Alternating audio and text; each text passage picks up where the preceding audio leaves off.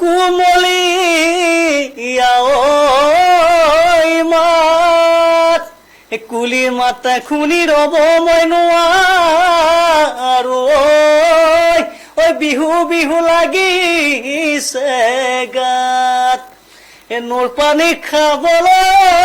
দীপা নৈৰ পাৰৰ বালিয়া বগৰী আমি দিম জোকাৰি দীপা তুমি খাবা বুটলি ঐ বুটলি। নমস্কাৰ, মই নৱজ্যোতি কলিতা আৰু পিআই নিউজ চাই থকা প্ৰতিজন দৰ্শকক ৰঙালী বিহুৰ ওলগ জ্ঞাপন কৰিছো। অৰণ্যৰ পৰা ক্ৰমান্বয়ে স্তৰ অনুসৰি বিহুৱে পালেগৈ মঞ্চ আৰু বিহু নামৰো প্ৰতিটো ক্ষেত্ৰতে পৰিৱৰ্তন হৈ আহিল। প্ৰতিটো স্তৰতেই বিহুৱে বিভিন্ন ধৰণৰ ৰূপ ললে। বিহু নাম, জেং বিহু, ৰাতি বিহু আদি বিভিন্ন ধৰণৰ বিহুৱে পৰিৱৰ্তন পালে পৰ্যায়ক্ৰমে। অতীতত যেতিয়া আমি কৃষিজীৱী আছিলো, যেতিয়া অৰণ্যত আমি বসবাস কৰিছিলো, তেতিয়া একাংশ ডেকা গাভৰুৱে লগ লাগি বিহু পাতিছিলো আৰু পৰ্যায়ক্ৰমে মৌখিকভাৱে বিহু প্ৰচলিত হৈ আছে। আৰু বিহু কেতিয়াৰ পৰা আৰম্ভ হৈছিল এই কথা কোনেও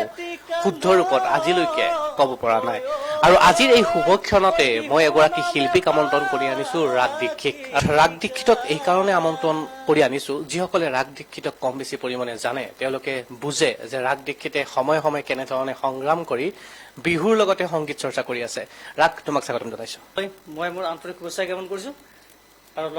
আগন্তুক ৰঙালী বিহুৰ শুভেচ্ছা জ্ঞাপন কৰিছো। ৰাগ দীক্ষিতক আমন্ত্ৰণ কৰি আনিছো, বহু কথা পাতিম। ৰাগ, অকণমান পুৰণি দিনৰ বিহু কথা চৰ্চা কৰিম। যেতিয়া পথাৰত মুকলি বিহু কৰা হৈছিল, ৰাতি বিহু কৰা হৈছিল। আগৰ দিনৰ বিহু আৰু এতিয়াৰ বিহুৰ মাজত বহুত পাৰ্থক্য আছে। আগৰ বিহু নাম আছিলে, এতিয়া সেই বিহু নামবোৰ এতিয়া সময়ৰ গতিশীল সাপেক্ষে এতিয়া তাৰমানে এনেকুৱা হৈছে, বিহুৰ নামবোৰ তেনেকে ইলেক্ট্ৰনিক মাধ্যমৰ যোগেদি তাতে কিছুমান গীটাৰ পেড বজাই কিনে সেই বিহু গীত কৰিছে। তাৰপিছত বিহু নামো কমপ্লিট বেলেগ আৰু বিহু গীতৰ পাৰ্থক্যটো বেলেগ। সেয়েহে মই বিহু নাম বুলি ক'লে বহাগ বিহু আহিছে, বিহু নাম অকমান গাই দিছো।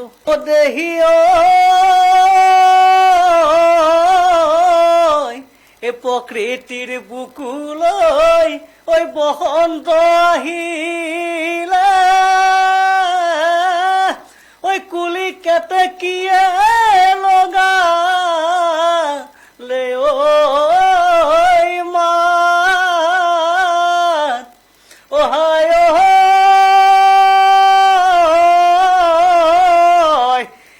আমি যে ওলালো থুলেটি কান্ধত লৈ ঐ বিহু নামে ফাকি গাম। এয়া এনেধৰণে আমি বিহু নাম গাইছিলো আৰু পৰ্যায়ক্ৰমে বিহুৰ পৰিৱৰ্তন ঘটি আছে। সময়ৰ লগে লগে বিহুৱে বিভিন্ন ধৰণৰ ৰূপ লৈ আছে। ৰাগেও জানে আৰু পিআই নিউজ হৈ থকা প্ৰতিজন দৰ্শকে জানে যে কৃষিৰ লগত জড়িত বিহু আৰু বিহুৱে পৰ্যায়ক্ৰমে এতিয়া মঞ্চ বিহু পালেগৈ। বিহুৰ এই পৰিৱৰ্তন ঘটি আছে। আজি আমি বিহুৰ নৈৰ্থক কথাসমূহ নাপাতো। বিহুৰ সময়ে সময়ে যিহেতুকে স্বৰ্গদেউৰ কথা ওলাই আৰু ইয়াত বিহু নামসমূহতে থাকে, গতিকে ৰুদ্ৰসিংহই যেতিয়া শিৱসাগৰত বিহু হুঁচৰি দলসকলক আমন্ত্ৰণ কৰি আনি বিহু পালন কৰিছিলে, তেতিয়াৰ পৰা এটা নতুন ৰূপ পালে। এতিয়ালৈকে বিহু স্বৰ্গদেউ বিহু হেৰি কৰিছিলে, প্ৰতিষ্ঠা কৰিছিলে আৰু ৰুদ্ৰসিংহই এতিয়ালৈকে বিহু তাক পালন কৰি আহিছে। যিহেতুকে ৰুদ্ৰসিংহ এতিয়া আমাৰ মাজত নাই, তথাপি তেওঁৰ আত্মাৰ শান্তি কামনা কৰিছো। আৰু আমি ডেকাবোৰে জনা উচিত যে বিহু নাম কি আৰু বিহু গান কি, বিহু গীত কি। বিহু নামবোৰ যেতিয়া আমি মঞ্চত পৰিৱেশন কৰিম, তেতিয়া প্ৰতিজন মানুহৰ হৃদয় একেবাৰে তেনেকে গলি যায়। বিহু নামৰ ডেকা গাভৰু বুলি ক'লে কথা নহয়, বিহু বুলি ক'লে গোটেই মনৰ পক্ষীও তেনেকে বস হৈ যায়। বিহু এনেকুৱা এটা হেৰি আছে, মাদকতা আছে। বিহু নাম এটা হৈ যাওক, বিহু নাম এটা, তাৰপিছত যোজনাও শুনিম। বিহু নাম এটা হাই হাই পুবেদি ওলালে নাচনি ঐ ৰঙানুকৈ বেলিহিতি ঐ ৰঙানুকৈ বেলিহিতি ঐ পশ্চিমতে ওলালে জোন। হাই হাই সঁচাকৈ সুধিছো নাচনি ঐ মিছা কয় নকবা ঐ মিছা কয় নকহবা ঐ তোমাৰনো মৰমীয়াল একো নাহে বনৰ বগৰী ইহবা জানো লগৰী দিবা জানো মৰহমৰ দিবা জানো মৰহমৰ মাত বিহু নাম আছিলে আপুনি কোৱাৰ দৰে বনৰ পশু পক্ষীও বধ হৈ যায় বিহুত আৰু এটা কথা স্পষ্ট যে বিহুৰ লগত যেহেতুকে কৃষিজীৱী আৰু বিহুৰ লগত বিশেষভাৱে জীৱ জন্তুৰ লগত এটা সম্পৰ্ক আছে বিহুৰ সেইবাবে বিহুৰ অৰ্থাৎ গৰু বিহুৰ দিনাখন গৰুক পূজা কৰা হয় মাহ হালধি সনা হয় লাও বেঙেনা খোৱা হয় আৰু গাঁৱৰ চহা জীৱনৰ লগত জড়িত থকা ব্যক্তিসকলে জানে যে ৰঙালী বিহুৰ লগত গৰুৰ কি সম্পৰ্ক আছে যেহেতুকে কৃষিজীৱী এটা উৎসৱ আৰু আপুনি কোৱাৰ দৰে ৰুদ্ৰসিংহই অকল প্ৰতিষ্ঠা কৰা বুলি ক'লেও ভুল হ'ব যে পৰ্যায়ক্ৰমে বিহুৰ ইতিহাস কি এই কথা আজিলৈকে কিন্তু কোনো এজন পণ্ডিতেই শুদ্ধ ৰূপত ক'ব পৰা নাই ইয়াক পৰম্পৰাগতভাৱে মৌখিকভাৱে চলি থকা কিছুমান গান আৰু পৰ্যায়ক্ৰমে এতিয়া আপুনিও ক'লে যে বিহু নামৰ পৰা বিহু গীতো হ'ল কিন্তু আমি দৰ্শকসকলে জনা উচিত বিহুৰ নাম কি বিহু গীত কি এতিয়া এটা বিহু গীত এটা দৰ্শকসকলক উপহাৰ দিব লাগে বিহু গীত এইবোৰ যিটোকে যিবোৰ জনপ্ৰিয় বুলি ক'ব লাগিব জনপ্ৰিয় শিল্পী বিমান বৰুৱা অনুপম শইকীয়া বা বিপিন চাওডাং মৌচম গগৈ এইবোৰ লিখিছে বিহু গীত লিখিছে বিহু নাম লিখিছিলে বিপুল চিতিয়া ফুকনে বিপুল চিতিয়া ফুকনৰ বিহু গীতবোৰ বিহু নাম আছে নাম হয় যিবোৰ মৌচম গগৈ বিমান বৰুৱা বা অনুপম শইকীয়াই লিখে সেইবোৰ বিহু গান হয় বিহু গীত হয় বিহু নামটো কমপ্লিট বেলেগ বিৰাট সুৰে বেলেগ বিহু নামৰ শক্তিটা বিহু নামৰ শক্তি বেলেগ বিহু গীতবোৰ আমি বৰ্তমান মই বুলি ক'লে ভুল হ'ব যে পৰ্যায়ক্ৰমে 8 নম্বৰ স্তৰত আছো আমি বিহু গীতৰ স্তৰসমূহ যদি চাওঁ প্ৰথমতে আমি অৰণ্যত থকা এটা স্তৰ তাৰ পিছত কৃষি কৰ্ম কৰিবলৈ আৰম্ভ কৰা এটা স্তৰ গোটেইখিনি যেতিয়া কৃষি কৰ্মৰ পৰাই জীৱ জন্তুৰ পৰাই বা কপৌ ফুল গছ বিৰিখ আদি কৰি যিবোৰ গীত গোৱা হয় সেইবোৰ বিহু নাম হয় আৰু বিহু গীতবোৰ হৈছে কি অনলি ফৰ প্ৰেমৰ বিষয়ে লিখা কোনোবাই কাৰোবাৰ লগত প্ৰেমত পৰিছে পাঠকা হালে সেইবোৰ লিখি কিনেহে বিহু গীত এটা ৰাগ দীক্ষিতৰ কণ্ঠত আমি দৰ্শকসকলক উপহাৰ দিম এতিয়া মই নিজে লিখাই গীত গাইছো বাৰু বিহু গীত হাৰ্টত জুবিন দাই কণ্ঠন কৰিছিলে গীতটো ও জান কলিজা মোৰ বুকুৰে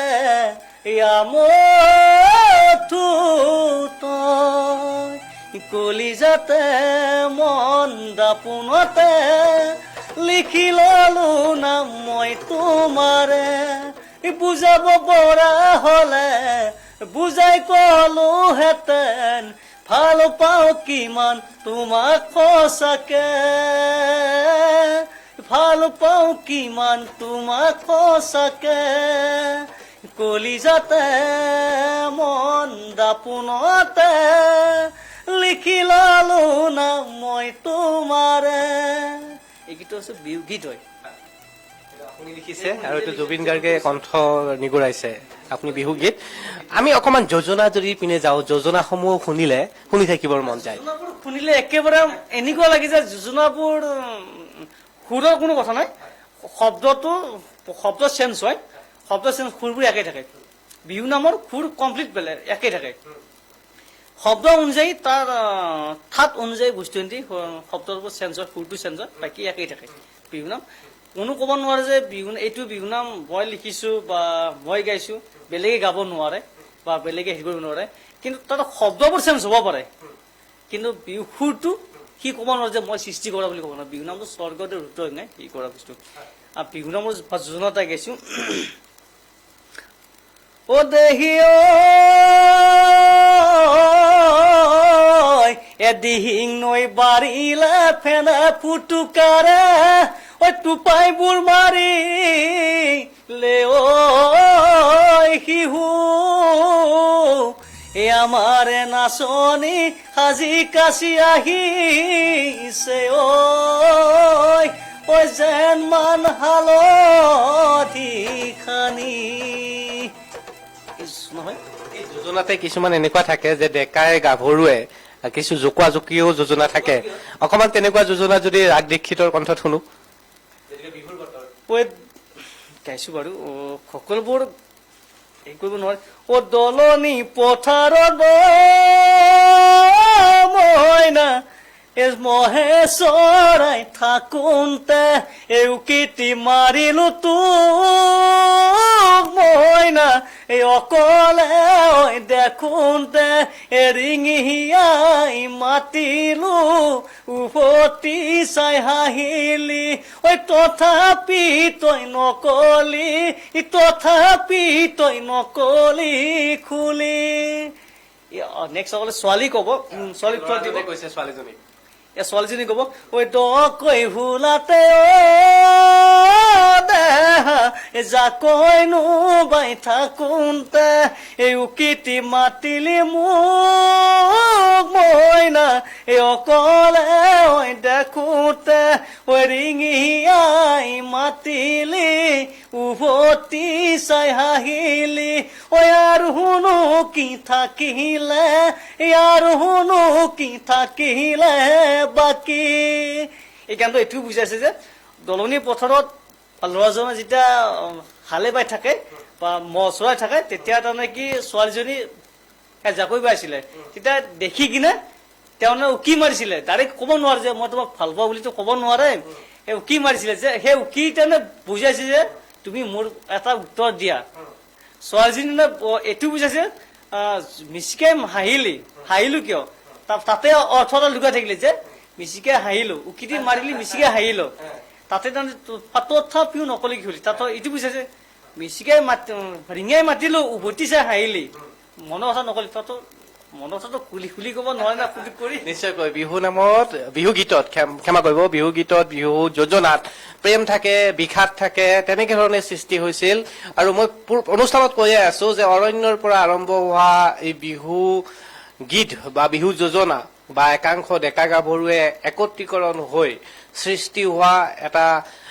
স্বতঃস্ফূৰ্তভাৱে ওলাই অহা এটা সুৰ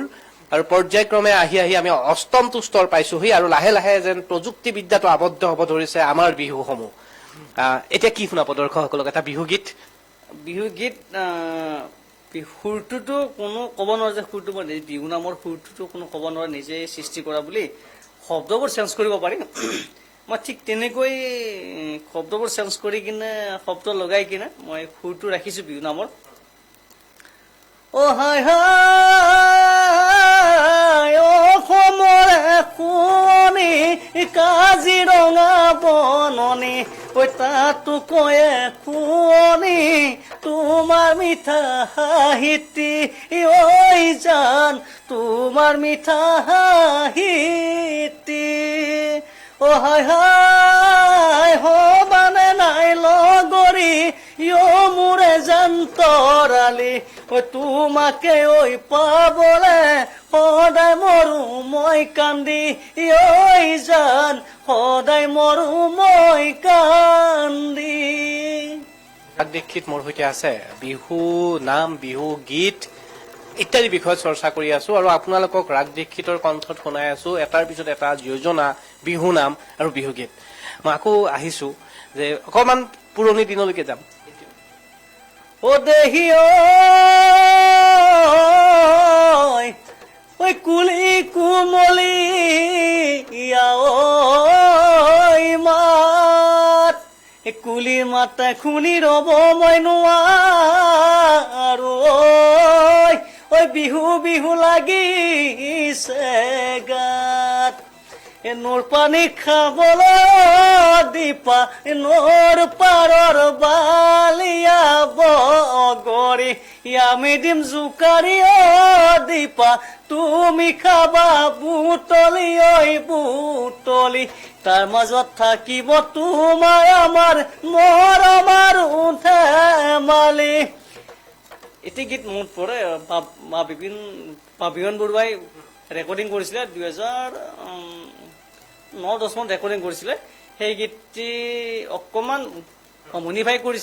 কৰিছে নেকি আৰু বিপিন বৰুৱা বুলি ক'লে বহুত এজন ঈশ্বৰ সদৃশ মানুহ মই তেওঁৰ তুলনাতো মই একোৱেই নহয় সেই গীতটো মই যেতিয়া ৰেকৰ্ডিং কৰোঁ তেতিয়া মই ভাবিছোঁ এই গীতটো আমিতো বিহু নাম গাইছিলোঁ মঞ্চত তেতিয়া এই গানটো এনেও অকণমান গাই দিছোঁ সেই গানটো বিহু নাম কৰি গাইছে ঐ তেলি পতিয়া ঐ চিৰা খুৱাইছিলা ঐ মনত লগাইছিলা ৰঙে